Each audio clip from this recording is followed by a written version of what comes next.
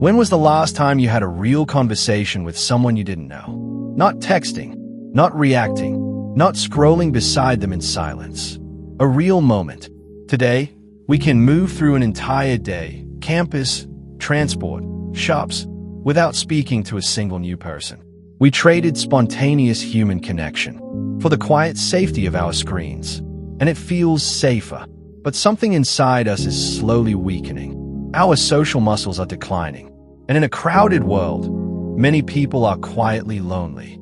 Part 1. The death of the micro-interaction. There was a time when everyday life required small interactions.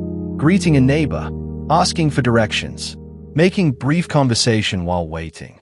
Now many systems are optimized for efficiency and minimal contact. Delivery replaces dialogue. Self-service replaces conversation. Scrolling replaces noticing. Even when we're physically surrounded by people, like walking through a busy campus day that runs from morning to evening, we exist in parallel silence. At first, this feels comfortable. Less awkwardness, less uncertainty. But avoiding low-stakes interaction slowly trains the brain to perceive interaction itself as stressful. Comfort grows. Confidence shrinks. Part 2. The high cost of total privacy. Modern culture teaches us to protect our space at all costs. And safety matters, truly. But psychologically, something subtle happened. Strangers shifted from potential connection to potential threat. When unpredictability disappears from daily life, tolerance for it disappears too. Sociologist Sherry Turkle, who studies technology and relationships, explains that constant digital mediation gives us control over interaction, but reduces our capacity for spontaneous empathy. When we only engage in curated environments, we'll lose practice in navigating difference. And without exposure to everyday human variety, perspectives narrow. Empathy requires contact, not perfection, contact. Part 3. Decline of the social muscle. Conversation is a skill. Like any skill, it strengthens with use and weakens with avoidance.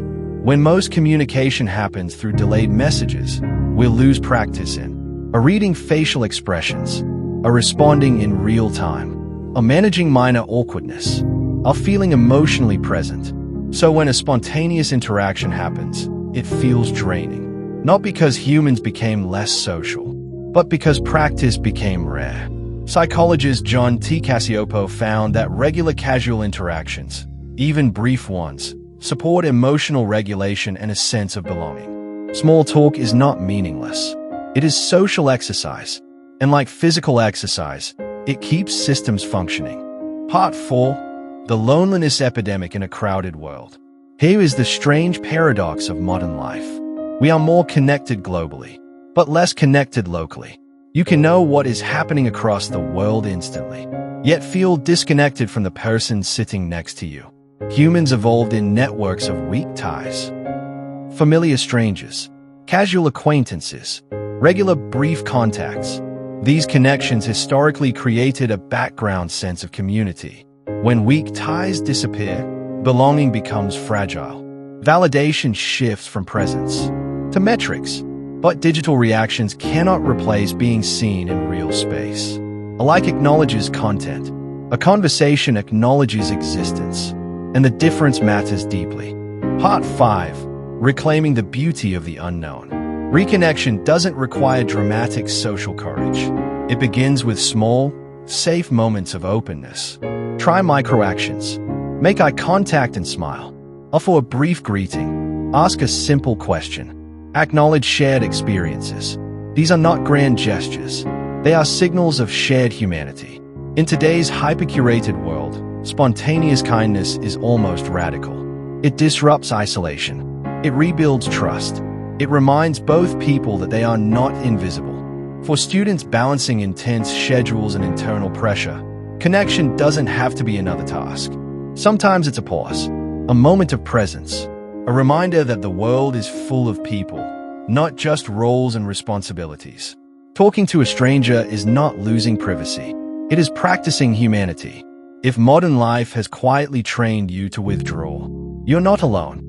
You adapted to an environment that prioritizes efficiency over connection. But social strength returns the same way it faded. Through small, repeated moments. This week, try one micro-interaction. Nothing dramatic, just present. Connection doesn't begin with deep conversation. It begins with acknowledgement.